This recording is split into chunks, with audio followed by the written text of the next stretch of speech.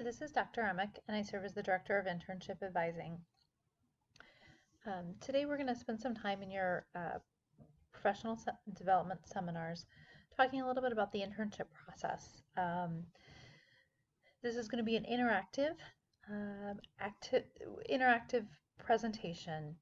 And so as we go through the activities with your faculty advisor, be prepared to be engaged and learn more about the internship process.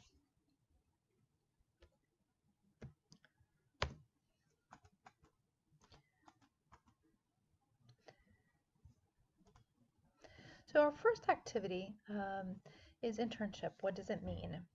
So if you want to, and once again, timing is going to depend on each of your individualized prosems, but take a couple of minutes and first think and then discuss what internship means and what feelings it can bring up.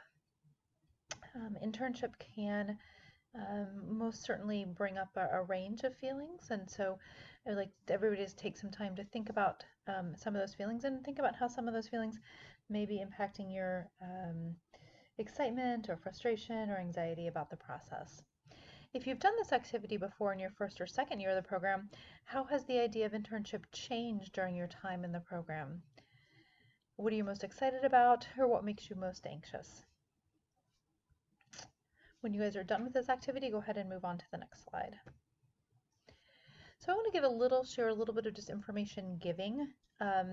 So we talked a little bit about kind of how we're feeling about internship and what it may mean to you.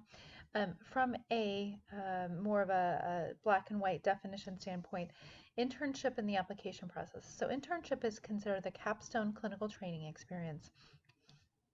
When we think about the sequence of training in an APA accredited doctoral program, the general expectation is that internship is your last training experience.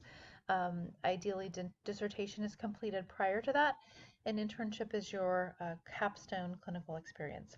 Most internships are 1,800 to 2,000 hours. I will say that most internships are continuing to move toward that 2,000 hour mark. It's important to know and understand because there are occasionally ranges of hours of internship, the number of hours that you would need for licensure in any state you're considering licensure in. With rare exceptions, internships are considered full-time training experiences. So this means they're 40-hour-a-week training experiences. There are very few part-time training experiences, so you should expect to be for it to be a full-time training experience. Fielding also has a policy that you're not to be employed outside the internship setting. Internship is a really intensive training experience, and thus we want you to be fully engaged and invested in that experience and focused on that. It often requires relocation. So we use, and we being Fielding, but all doctoral accredited APA clinical psychology programs use a national matching service. And so this is very similar to what medical residents do, or dental residents, or other medical fields. And so it matches you using an algorithm to internship sites throughout the country. And so in order to get the best fitting site, it often requires relocation. So that's the broad view of what internship is. The match process is conducted using kind of two different systems. One is through the apic.org, the other is the National Matching Service. And this is how we place students both in the US and Canada. So the Canadian students in Canadian programs use the same National Matching Service and APIC directory. So the APIC site has a directory of programs and links to their website. So all programs that are members of the APIC directory are listed in the program guide. And that's the main way you apply. So you identify sites through the APIC directory that that you think would be good training experiences for which you meet the qualifications. You would then submit your, and some of these terms aren't going to be familiar, but you'd submit an API with essays and all the required materials. Sites would then review your materials, determine if you're a good fit, and if they believe you're a good fit, they would invite you for an interview. You would interview at the sites, and then after you interview at a site, or not after, but at the appointed day, you would submit your rank order list. So that's essentially saying your most preferred site to your least preferred site. Sites also submit a rank order list of candidates, most preferred candidates to least preferred candidates. There's an algorithm, and on the appointed day, each student will match. You'll find out if you matched, and if you matched, where did you match? You only match to one site, and where you are matched at, that is the site that you are contractually obligated to attend. There's 3 different types of sites. And it's important to understand the differences. And so I'm going to go at the high level of the different types, and then you'll have some time to talk and process that information within your prosem. So there's sites that are APA accredited, and so this means that they have been gone through the APA accreditation process. There have been on-site interview or on-site observers, and they have kind of reached that status.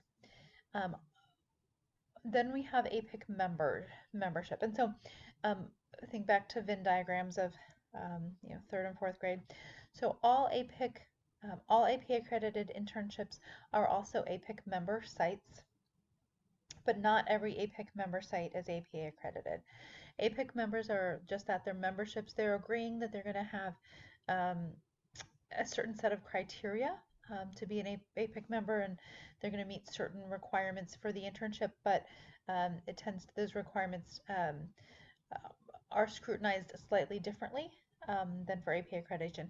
In no way are we saying that an APIC member site is lower quality. There can be some very high quality APIC member sites that are not APA accredited, but there are different categories. And then finally, there's non-APA or non-APIC sites. Sometimes at Fielding you'll hear the term of constructed internship, and we're really moving away from that for a number of reasons. Some to protect students' licensure, as more and more states are not kind of accepting or recognizing that, and also to protect Fielding's accreditation status. We at Fielding have to, per APA guidelines, have to have a certain number of students in APA accredited internships, and in order to do that, we need to prevent students or help students be very careful in selecting if a constructed internship is appropriate. So when we're thinking about the different types of internship sites, it's going to impact you as an individual on a couple of levels. One is for licensing boards. So making sure that you're looking at the licensing boards in the states or the provinces, depending on your country, and ensure that you can be licensed with the type of site that you are considering applying to. It's also going to impact postdoctoral positions. So some postdoctoral positions are particularly in hospital settings or medical settings are more expecting that you go from an APA accredited internship, and then future employment. So particularly VAs, some government positions do expect or do only hire individuals who've have an APA accredited internship. Now that is shifting. There is some movement for VAs. There's some alternative licensure, alternative paths for individuals who don't have APA accredited internships, but that is also variable. So you really need to think about what your path looks like. So this is going to be the activity. I want to spend some time thinking about the information and discuss the pros and cons of each of those different types related to your specific situation. So, how can, let's say you want to work in a university counseling center, how does being an APIC member versus an APA accredited internship impact you? And we also want you to consider how you can get the most accurate information for future job opportunities and postdocs. How are you going to get that information, accurate information? How can you get accurate information about future licensing board requirements? So spend some time thinking about that, and when you're ready, move on to the next slide.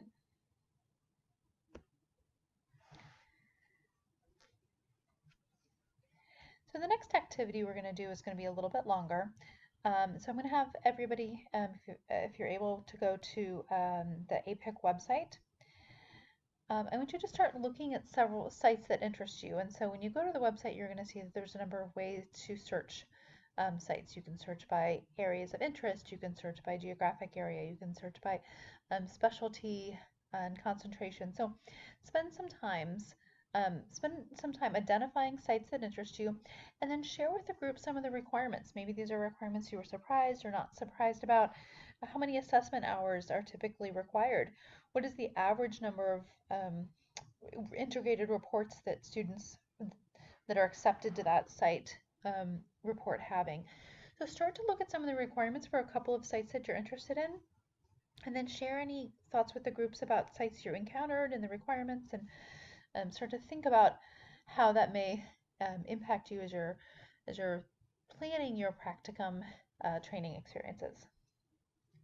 And then go ahead and move on to the next slide when you as a group are done. So as you've started to kind of collect some information and consider the different training sites that may be of interest, I want you to start planning from the match process early based on your training experiences. So when training sites are thinking about the match process, they're looking for you to train both broadly and with some specificity. So if we're kind of thinking about a triangle, the base of your training experience, that base of that triangle, should be broadly. It should be community mental health agencies, university counseling centers, the opportunity to see a wide range of clients with a fairly diverse generalist training experience. And then there also would like to see some specificity. So if you're in pediatrics, maybe your first year is at a community mental health agency, maybe a second year is in the hospital setting doing assessment with children, and then the third practicum is maybe doing consult liaison work in the hospital setting under a pediatric psychologist. So you can see that your first training experience is more broad, and then each training experience after that becomes more and more specific. It's going to require multiple practicum training sites. So remember that on average, students from brick and mortar universities have 4 different practicum training sites with 4 different supervisors. And so in order to get that breadth and specificity, it's going to require the same for you. So the next activity is you're going to spend some time thinking and sharing your long-term and short-term professional goals.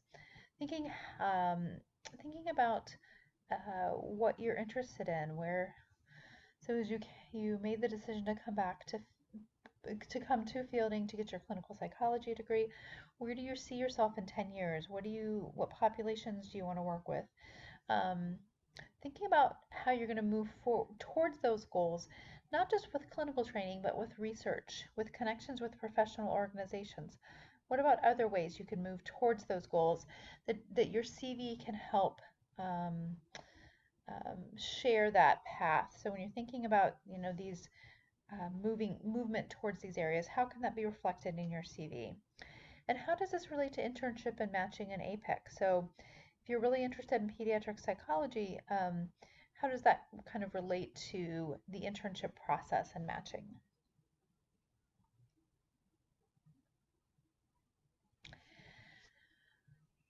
So when you're networking and making connections we know that networking connections in the field are important aspects of professional development, and it's more difficult at Fielding because we're kind of because faculty have diverse interests, and the faculty that you are maybe connected with in your professional development seminar may have different interests than your specialty. So getting that professional development connections in the field may be something that you'll have to work for in a different way. So attending professional conferences. So I've kind of geared this activity towards that specifically. So as by now you all realize that I know a lot. My primary specialty is pediatrics. So Division 54 for APA, Pediatric Psychology Division. Every year at the our regional or our divisional conference, we have what we call internship on parade. And so this is where the internship training directors come. There's some wine, some cheese. It's your opportunity to go and meet and connect with these training directors and ask them questions and make a good impression. So imagine you have about 2 minutes to share important information with the training director at your top choice. So imagine you're at this internship on parade and you have 2 minutes to make a great impression. I would want you to pair up with other people at your prosem, if that's appropriate. If not, your faculty advisor can let you know another way to work on this. And work on your elevator speech. What do you want a training director to know about you in 2 minutes? What are the key facts to share? Be sure to focus on future and current goals. How can you differentiate yourself in those 2 minutes? How can you be unique without being odd, which is always a challenge? And then if possible, share your elevator speech with your cluster. This is a hard task, and I understand it can be difficult to kind of edit and focus. You're boiled down yourself into 2 minutes.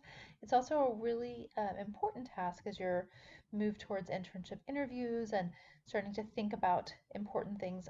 Additionally, as you're developing your essays for the internship process, we really require for essays that you have a really clear and concise kind of mission statement for where you are and where you're headed in the field.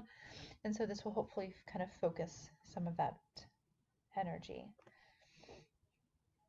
I just want to list here Fielding's requirements.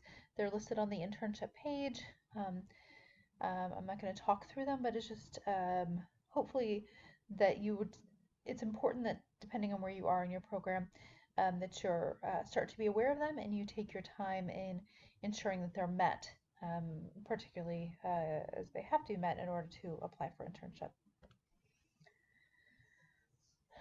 I did want to share a little bit about the fielding policy, and these are also listed on the internship on my fielding. So just as a reminder, our policy is that all students who are eligible for internship are required to go through the entire APIC match process. And so I gave a kind of a high level overview of the match process where you apply, and then on the appointed day you find out if you matched and if you did match, where you matched to.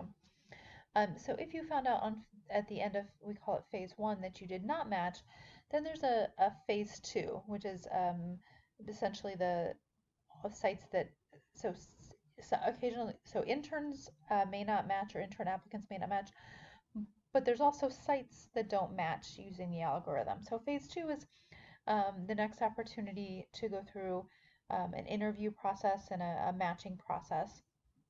And then if you don't match at phase 2, there's what we call post-match vacancy, which is once again all the sites that didn't match, and students can apply to that. So we at Fielding, the policy is you require that students go through the entire APIC process of phase 1, phase 2, and 30 days of post-match vacancy. If they're unsuccessful after that, then they may petition to construct an internship or enter the APIC match during the next phase. So it's important to understand that policy.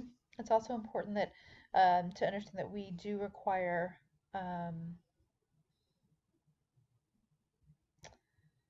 it requires students to, during phase 1, apply to at least 15 different good fitting APA, APIC, or CPA sites, and CPA is Canadian Psychological Association sites for which they're eligible. The number 15 was not arbitrarily arrived at. This is the number that is recommended based on data from APIC that suggests that students are most successful when they apply to 15 good fitting sites, meaning that applying to more than 15 good fitting sites doesn't result in higher returns, meaning that they're not more likely to match. But if they apply to less than 15 sites, then they are less likely to match. So 15 is kind of that sweet spot. And so based on that data and based on the data we've seen from fielding students, we created a policy around that. We know that every student wants to have a great internship experience and apply and match there. The next activity is, am I ready to apply? And so this is just a checklist that kind of puts words into or asks questions of the requirements. And so the next activity is just to spend some time in prosem talking about some of the requirements, if there are questions or need clarifications. I encourage you, if you're not clear about a requirement, or if you're not clear if you're on track, sitting down with both your faculty advisor as well as your graduate advisor, and charting a path to ensure you're on track. There's a number of requirements at fielding. The requirements do change based on your catalog program, and so there can be a lot of ambiguity, and I really encourage you to ask the questions early in the program to ensure that you're clear and that you're on track to make sure that you're going to make the deadline. One important deadline is that you do have your proposal successfully transcripted, meaning your entire proposal approval, and everybody has submitted their forms, and the forms have been transcripted on your transcripts by October 1st. So the good news is you may have heard about a match imbalance in the past. In the past, there was a pretty significant match imbalance that we had too many applicants and not enough internship sites. The match imbalance is gone. And so what that means is that we're actually imbalanced in favor of interns, meaning we have too many internship slots and not enough students. So the power is in the favor of the students, and you guys are in a really great position to apply for internship at this point in the cycle, given that we have this match and balance in favor of students. So everybody should take a deep breath and kind of be relieved, and just know that you are in a really good place and time to be applying for internship. What can you do now? So be intentional about selecting training and experiences that are both general and more specific, and mirror where you want to go. So if you want to be in pediatrics, and making sure that your training sites are oriented towards that population. Recognize this as a bi-directional process. So as I kind of mentioned before with the match process, that the match imbalance is now gone. You as an intern applicant should hopefully also be interviewing and considering the site. I want you to be empowered in the selection process and recognize that it should be a bi-directional interview process. It can be intimidating and scary and bring up a whole host of other feelings, but I want us to start to kind of reframe this experience. If possible, reframe this as an exciting adventure. Internship is a great learning year for many students, and often students look back on it fondly. And if there's a way to start to reframe this as a great adventure now, and it hopefully will take some of the anxiety and stigma away. Make sure you're correctly using your time to track account for practicum, all of those little demographic boxes and things that for clients that at the end of the day when you're really tired and you don't want to kind of keep up with that, those are going to be needed, necessary for your APEC application. You need to make sure that you're correctly putting your hours in the correct boxes for the assessment hours, and so just make sure that you're correctly tracking on time to track. Stay responsive and tuned in, so attend conference calls, respond to emails, things from me about the internship process. It's never too early to start to think about that. Be a well-rounded applicant. So we've talked a little bit about that, but make sure that you are recognizing that training sites are not just interested in your clinical hours, but they're interested in you as a person, and they want to know that you have publications. So research is important, even if it's a more clinically oriented site. Presentations at professional conferences, leadership opportunities, being student being in student government, being a new student orientation leader, making sure that you're a well-rounded applicant. Focus on getting your data collected prior to internship. I mentioned earlier that internship is a 40, often 50-hour, or even sometimes 60-hour a week commitment, meaning that it takes a lot of time and energy. And so internship sites really do want you to be solely dedicated to that training experience. And if you go to internship without having your data collected, it's going to be you're going to be less likely and less attentive to the internship experience because you're going to try to be finishing your dissertation. Training directors really do like to hear that you are mostly finished with your dissertation because that means you're going to have more time and energy to focus on your internship. Additionally, I think that it will having your data collected prior to applying for internship will also allow you to finish your dissertation and defend your dissertation prior to starting internship, which places you in a much better position for your postdoc training experiences.